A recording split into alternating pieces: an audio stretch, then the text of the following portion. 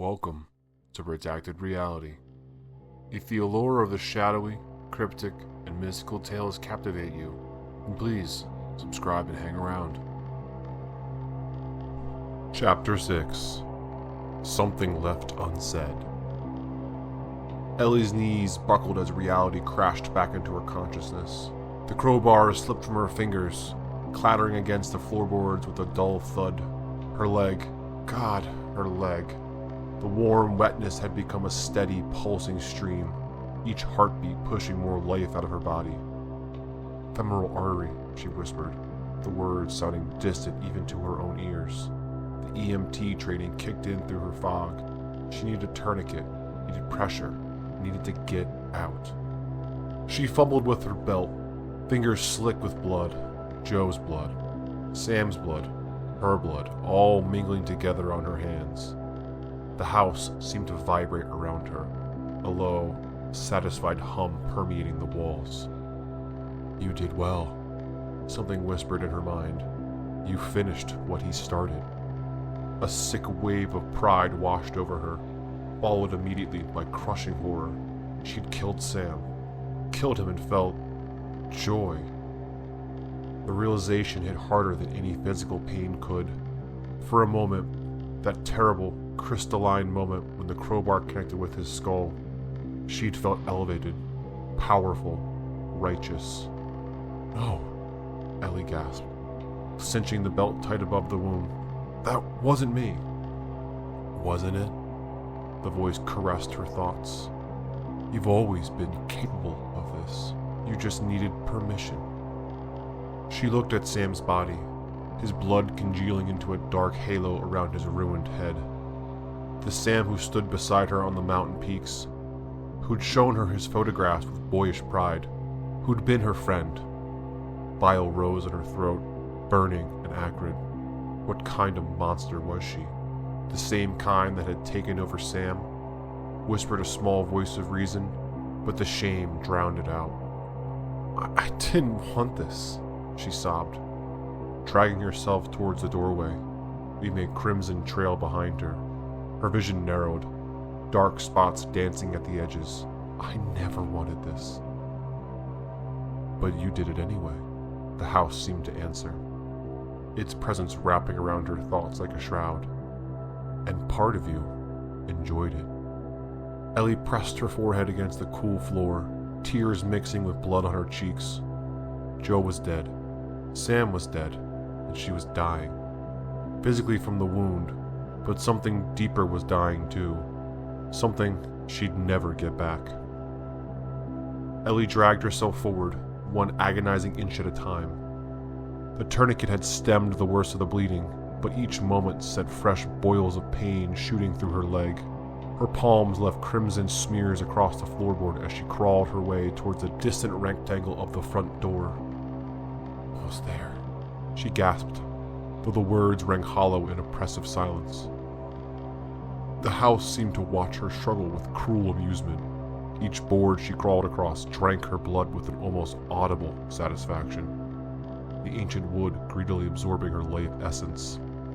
The stain didn't spread outward as it should. Instead, it vanished into the grain, as if the house itself was feeding. "You brought them here," the voice slithered through her mind again. "Their deaths are in your hands." "No!" Ellie choked out. But the protest lacked conviction. The images flashed before her. Joe's shocked expression as the crowbar connected with his skull, the sickening crack of the bone, the way Sam's eyes had widened in that final moment of recognition before she retched, bringing up nothing but bile that burned her throat. Sam wanted you, desired you, and you punished him for it. That wasn't why," she whispered, but doubt crept in like poison. Had she seen the way Sam looked at her? The lingering glances when Joe wasn't watching? Had some dark part of her enjoyed the attention, even as she committed herself to Joe?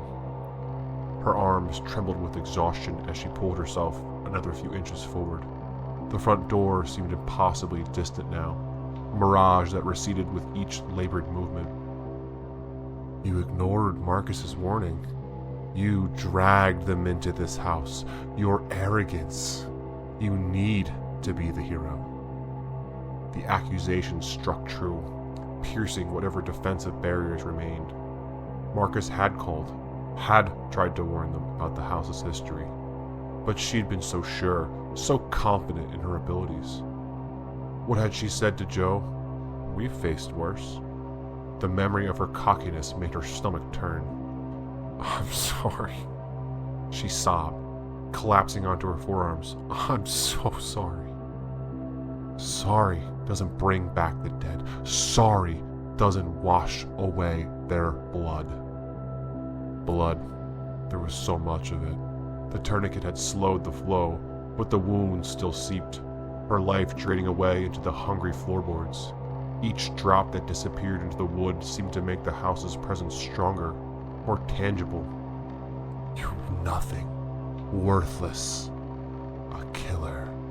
Yes, she whispered, the fight draining out of her along with her blood. What was the point of escaping? What would she say to Marcus? To Sarah? To Joe's parents? To Sam's? The weight of it all pressed down on her chest, making each breath a struggle.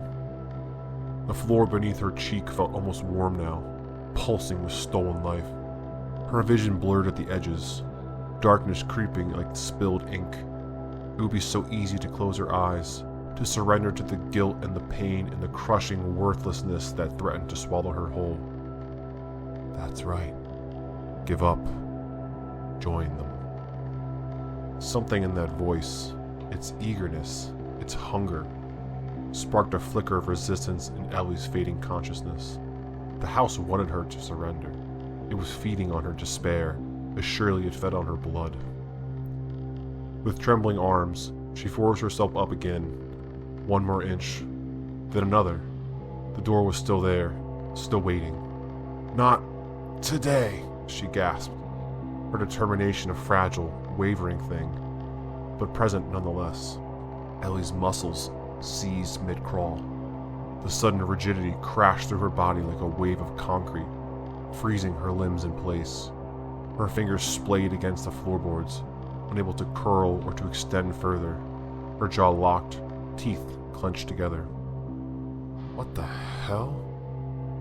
Panic surged through her immobilized form.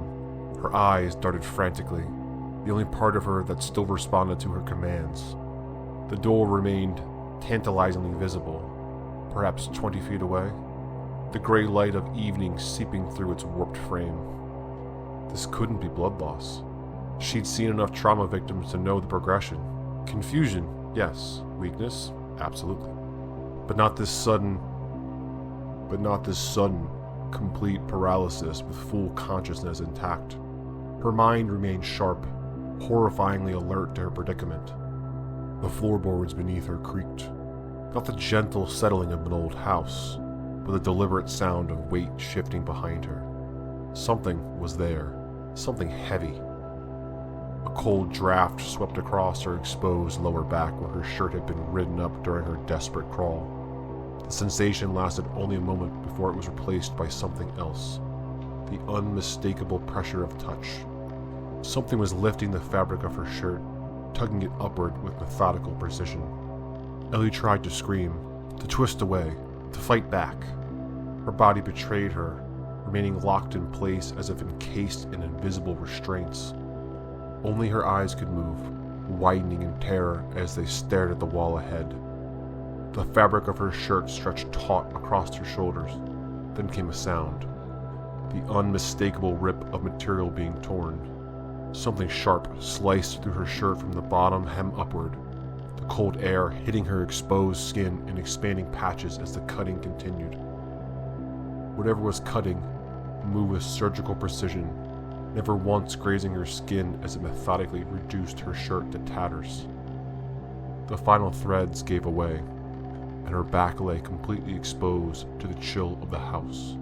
Goosebumps erupted across her skin, a final defensive reflex her paralyzed body could still manage.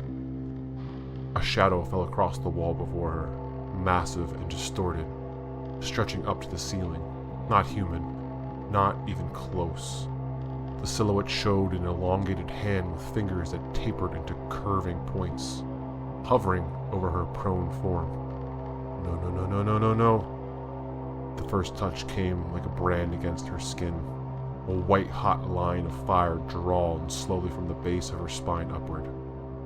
A scream built in her throat with nowhere to go, trapped behind locked vocal cords. The pain was exquisite, precise, not the chaotic agony of her leg wound, but something intentional, almost artistic in its application. She could feel warm blood welling up against the cut, trickling down the sides of her back and pooling beneath her. But unlike before, the floorboards didn't drink it in. This blood remained on the surface, as if the house itself was refusing it, saving it for whatever came next. The claw, there was no other word for it, lifted momentarily, then returned to her skin at a different angle. Another line of fire bloomed across her back, intersecting with the first. Tears streamed from Ellie's eyes, the only outlet for her pain. Her heart hammered against her ribs, adrenaline with nowhere to go. Through the haze of agony, a terrible clarity formed in her mind. This was deliberate, a pattern. Each new cut connected to the previous one, forming something on her back. A symbol or sigil being carved into her living flesh. The cutting continued, methodical and unhurried. 5 cuts, 6, 7, each one precise, each one burning like acid poured into an open wound. Blood ran freely now, soaking what remained of her shirt and the waistband of her pants. A metallic smell filled her nostrils, making her stomach clench. Between cuts, Ellie felt something else, a finger tracing the completed lines, smearing the blood into the wounds. The touch was almost gentle, appreciative, like an artist admiring their work. In the shadow along the wall, she could see the massive hand pull back, seemingly admiring its handiwork before descending again for another series of cuts. The thing behind her made no sound, no breathing, no shifting of weight, no whispered incantations, just the steady, relentless carving. As the 9th cut joined the others, a strange warmth began to spread outwards from the pattern. Not the heat of inflammation or infection, but something else, a pulsing energy that seemed to sink beneath her skin and into the muscle beneath. The blood flowing from the cuts began to thicken, turning from bright crimson to a deep, almost black red. The shadow hand paused, hovering over her back. In its silhouette, Ellie could see it twist slightly, as if making a gesture in the air above her. The cuts on her back responded, flaring with renewed pain that radiated outward through her entire body. Something was happening to the blood. She couldn't see it, but she could feel it. The liquid seemed to be moving on its own accord, flowing back into the cuts rather than away from them. The sensation was obscene, violating in a way that transcended the physical pain. The shadow shifted again, and with it came a voice, not spoken aloud, but reverberating directly inside her skull. The vessel is prepared. The words weren't English, weren't any language Ellie had ever heard, yet she understood them perfectly. They resonated through her bones, her teeth, her very cells. The gate is carved. Paralysis began to ease from her extremities inward, sensation returning first through her fingertips and toes. The relief was short-lived as pins and needles followed, her nerves screaming back to life. The key is blood. As control returned to her body, Ellie's first instinct was to curl away, to protect her mutilated back from further harm. But as she tried to move, she found her muscles responding in ways she hadn't commanded, her spine arching upwards instead of curling inward, her head tilting back as if pulled by invisible strings. The shadow on the wall grew larger, engulfing her own. The cuts on her back pulsed in unison with her heartbeat, each throb sending tendrils of unnatural warmth spreading throughout her body. The door opens. The invisible force rolled Ellie onto her back, the movement sending fresh waves of agony through her wounded leg. Her ruined shirt hung in tatters around her shoulder before being yanked away completely, leaving her exposed in the chill air of the Whittaker house. The cold floorboards pressed against her lacerated back, blood sticking her skin to the wood with a sickening suction. The shadow loomed larger now, its proportions all wrong. Limbs too long, head misshapen, fingers extending into impossible talons. Ellie's muscles tensed and released in rapid succession, her body fighting against the supernatural controlled exertion over it. "Please," she managed to whisper, her voice returning as the paralysis receded. "Please don't." The shadow offered no response, no mercy. The first cut across her sternum came without warning, a single, deliberate slice that sent white-hot pain radiating outward. Ellie's back arched involuntarily, a strangled cry escaping her lips. The cutting was different from before. Each incision on her chest was deeper, more purposeful. The pain transcended the physical. Each cut seemed to carve into her very essence, separating something vital from her being. Blood welled up immediately, running in rivulets down her side and pooling beneath her. "Stop," she gasped, the words barely audible through clenched teeth. The cutting continued, methodical and precise, a curved line beneath her collarbone, a series of angular marks forming a grotesque constellation across her ribs. Each new cut connected to the previous ones, forming a pattern that Ellie recognized with growing horror. Runes, ancient symbols like they'd used to banish the demon from Miranda's remains. But these were different, darker, more complex. The blood flowing from them didn't behave naturally. Instead of spreading outward, it remained contained within the boundaries of each symbol, filling them like liquid poured into molds. The burning began after the fifth symbol was complete. Not the sharp sting of an open wound, but something deeper, as if acid had been poured directly onto her exposed nerves. Ellie's screams echoed throughout the empty house, bouncing off walls that seemed to drink in her agony with palpable satisfaction. Through tear-blurred vision, she noticed something impossible. The blood pooled in the runes had begun to emit a faint, sickly glow. A dull, reddish light pulsed in time with her heartbeat, growing stronger with each new symbol carved into her flesh. "What are you doing to me?" she choked out between ragged breaths. The cutting paused momentarily. The shadow on the wall seemed to tilt its misshapen head, considering her question. When it resumed its work, the cuts came faster, more confident, as if nearing completion of a long-planned task. The ninth rune brought a new level of agony as it was carved directly over her heart. The blood that welled from its final cut glowed brighter than the others, pulsing with unnatural light that cast grotesque shadows across the ceiling. The air above Ellie began to shimmer and distort. At first, she thought it was blood loss causing her vision to fail, but the distortion took shape, coalescing into a hazy, semi-transparent figure hovering above her prone form. Recognition hit her like a physical blow. The elongated limbs, the twisted face, the eyes like bottomless pits. It was the same entity they had banished from Miranda's remains. The demon that haunted the forest. But how?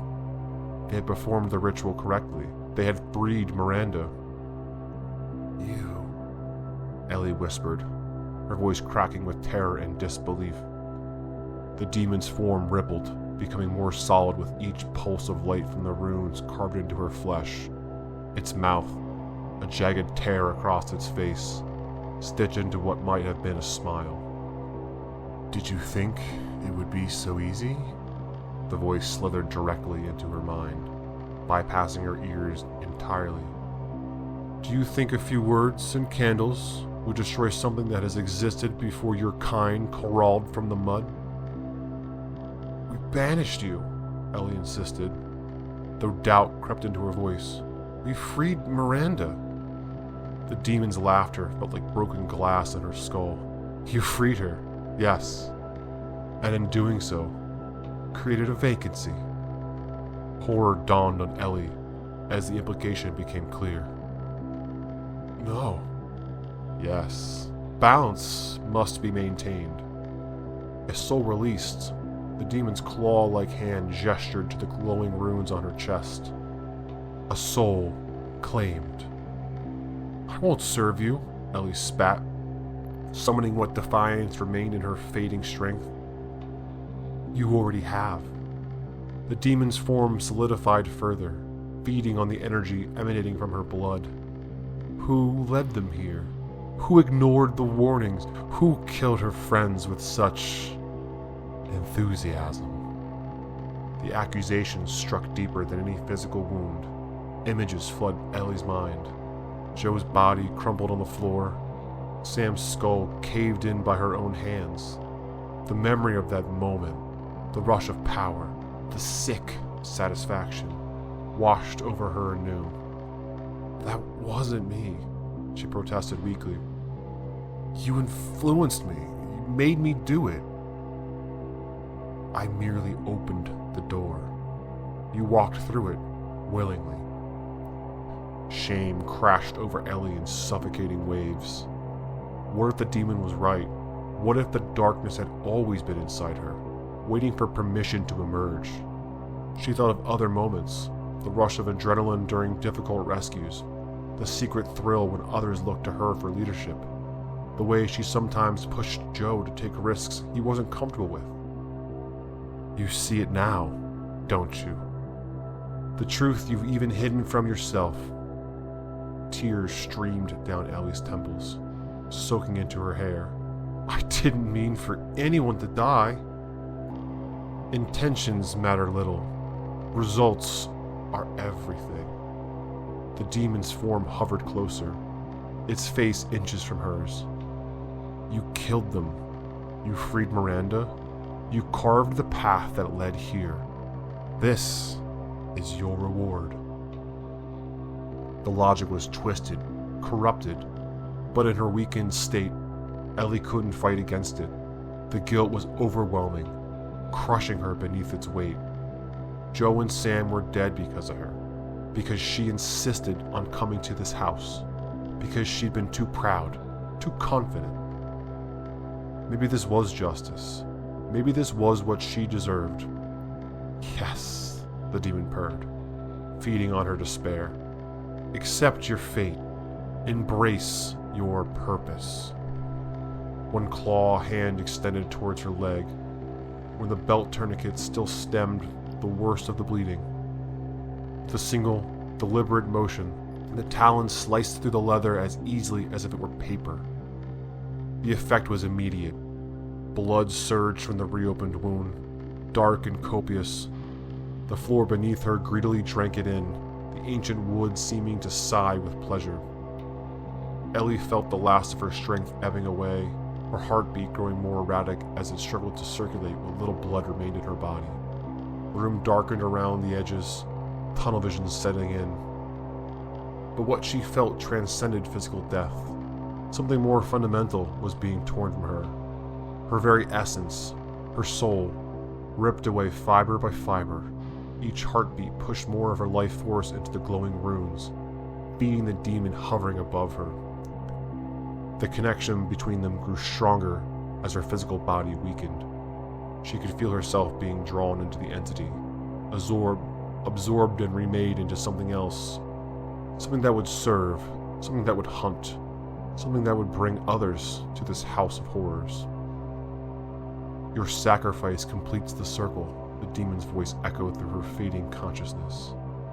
What began with Miranda ends with you. Ellie's vision dimmed further, the demon's form the last thing visible as darkness closed in around her.